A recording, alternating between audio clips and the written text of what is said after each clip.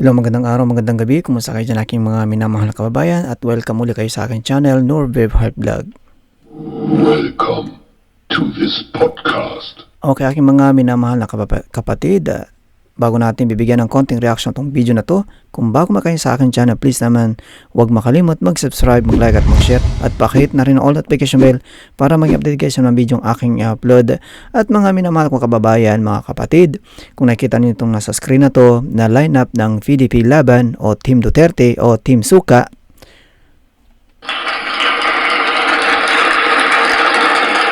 ay please naman aking mga minamahal na kapatid ay personal na humingi ng favor o pabor ang ating mahal na dating presidente na si FPRD na i-vote straight na natin itong kanyang lineup para na rin sa kanyang anak na si ating Vice President Sara Duterte, dahil kung di nyo alam ay talagang dinidiin ang ating Vice President ngayon ng impeachment para hindi na siya makatakbo, at pag siya ay na-convict bilang dito sa impeachment na to ay hindi na siya pwedeng tumakbo magpakailanman ng kahit anong posisyon sa gobyerno. Kaya personal na hiningi ng ating former president na si FPRD na i-vote straight na natin ang PDP Laban para sa kanyang anak na si Vice President Sara Duterte. At dahil pag nanalo to at na-vote straight natin tong PDP Laban na to ay malabong ma-impeach si Vice President Sara Duterte. Okay? So mga kapatid, pakiusap, vote straight na dito sa PDP Laban. Okay, so ngayon ay sisimulan natin ang panonood dito sa nakakatindig balahibo na pangyayari nung pumunta siya kasi merong nagkaroon ng pasasalamat kay PRD dun sa Hong Kong naganap na bilang pasasalamat sa kanyang pagiging magiting na presidente sa ating bansang Pilipinas, na siya lamang ang pinakaisa sa magiting na naging presidente ng ating bansang Pilipinas na nagkaroon ng pasasalamat para sa kanya. At dumalo rin ang ating vice presidente na si Sara Duterte, at ngayon makikita natin kung paano pinagkaguluhan ng mga ating mga kapatid na kapwa OFW doon sa Hong Kong itong ating Vice President Sara Duterte. Makikita natin dito sa video na taliwas naman sa mga kumakalat ngayon na mga fake news sa Kekono ay itinaboy ang ating Vice Presidente doon sa Hong Kong. Naku po.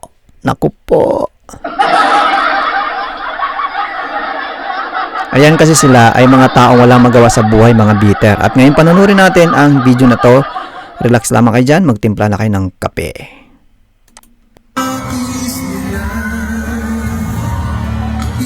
Huwag po tayo magkagulo. Tayo na lang po natin. Napupunta po sa inyong mga lugar si Vice President Sara Duterte. Huwag po natin dumugin. Wow. Mga tayong aking balahibo. Dami ng tao.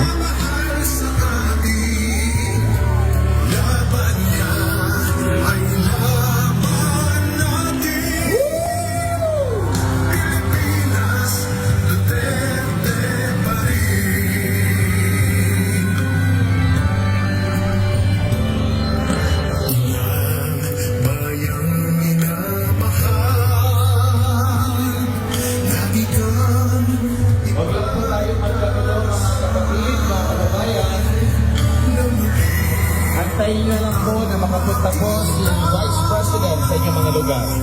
Pilipinas, bago may pag-asa pa.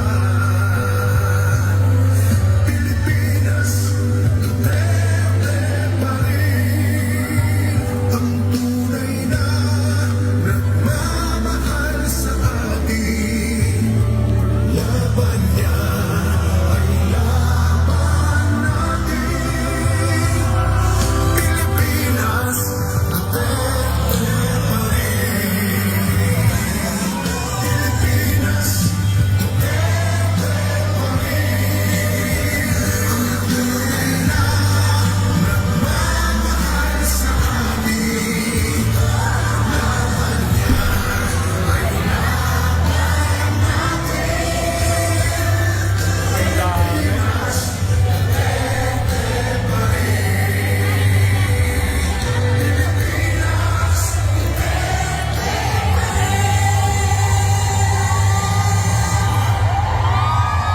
Wow, napakaraming tao.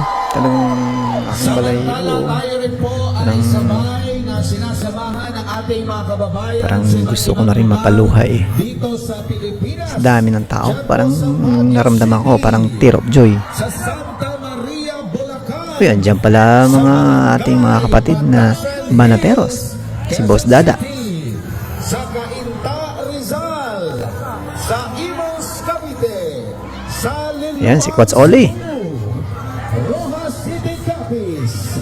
General Santos City. Wow. Lauderdale, Misamis Occidental. Ang daming bitter nito sa kabilang San Francisco, Agusan del Sur. Ilang Davao City. Paloma, Davao City. Matanaw, Davao del Sur. At Nabunturan, Davao de Oro. At marami pang mga lugar sabay-sabay nakikiisa sa ating ngayong araw na ito.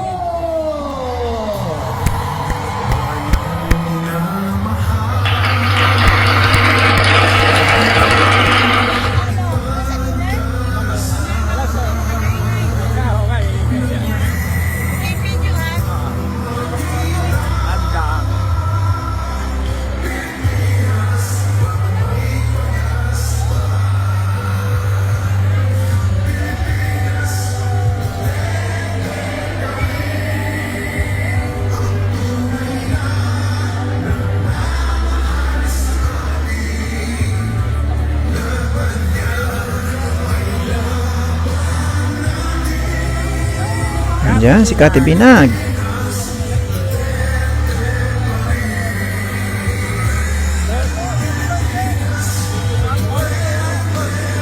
Yan ang Duterte Party Youth. Diyan.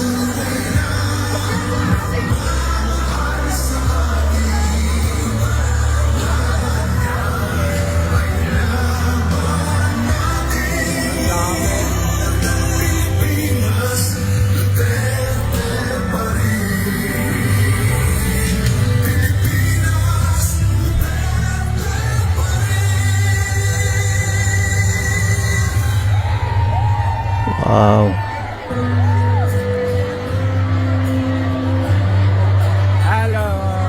Sobrang daming tao. Shoutout sa'yo, Boss Jojo. Courtesy sa'yo itong video na to. Maraming salamat.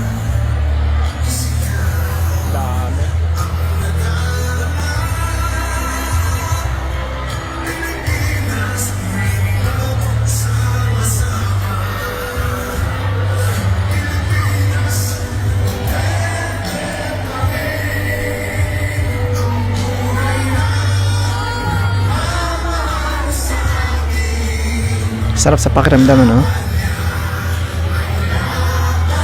Natin Pilipinas.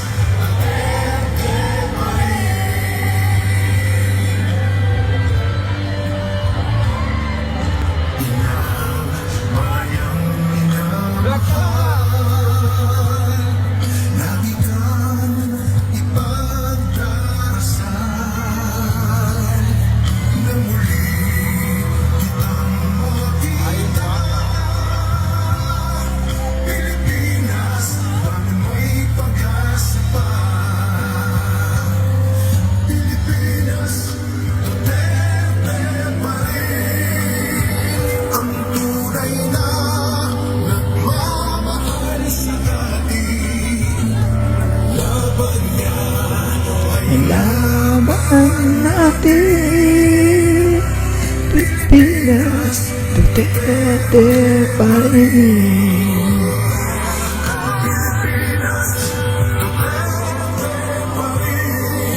Wow, ang daming tao.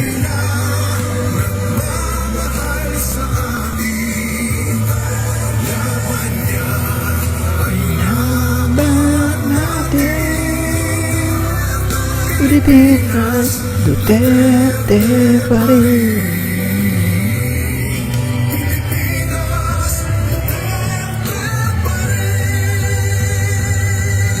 Wow. Wow, wow, wow.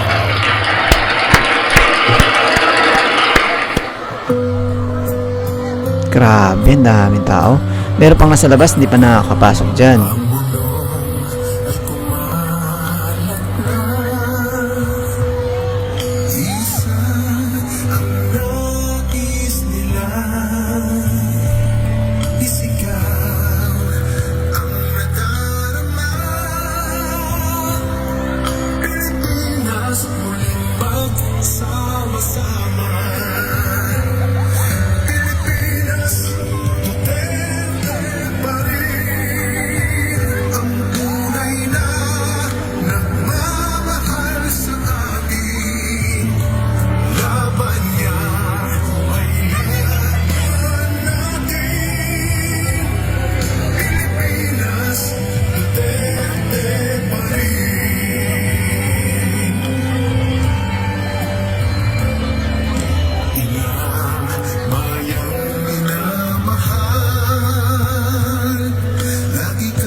Dami nagpapaselfie kay BP Sara, oh.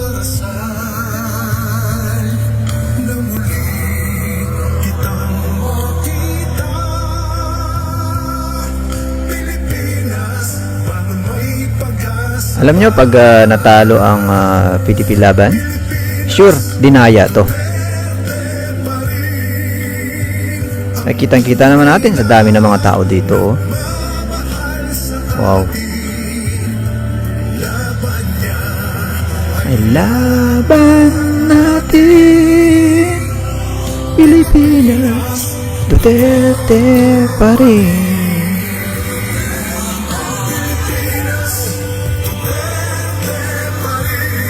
Wow.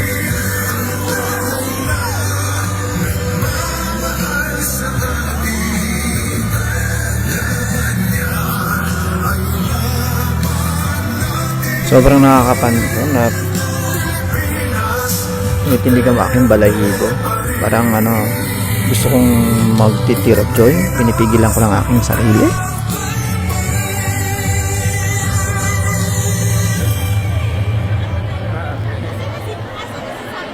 Wow. Sa mga nagmamahal sa bansang Pilipinas, itaas natin ating mga wakawan.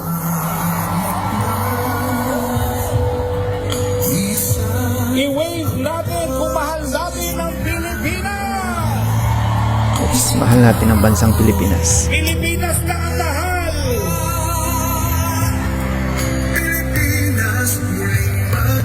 Huwag natin hayaan na patuloy na maghahari ang kasamaan.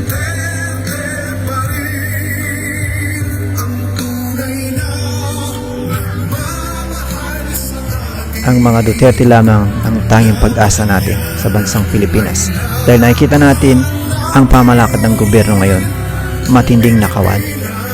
Yan ang pinakamalaking kalaban ng ating sambayan ng Pilipino. Sambayan ang bansang Pilipinas. Ito mga magnanakaw na nasa gobyerno.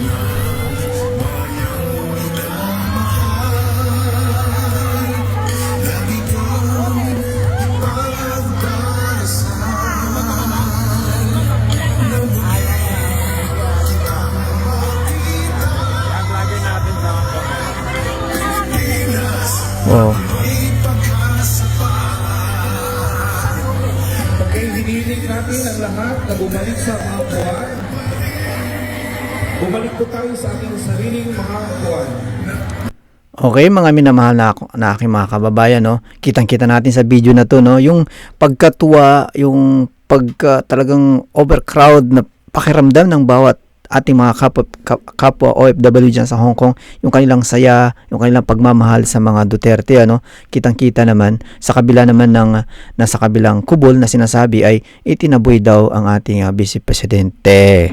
Naku po, taliwas yun dito sa ating nakikitang video. Hindi naman magsisinungaling tong video na to, okay? Okay, sa aking mga minamahal na kababayan, di ba? Aking mga minamahal na kababayan ay yung tulad ng sinabi ng ating mahal na presidente, dating presidente FPRD, na i-vote straight natin itong kanyang lineup na PDP laban.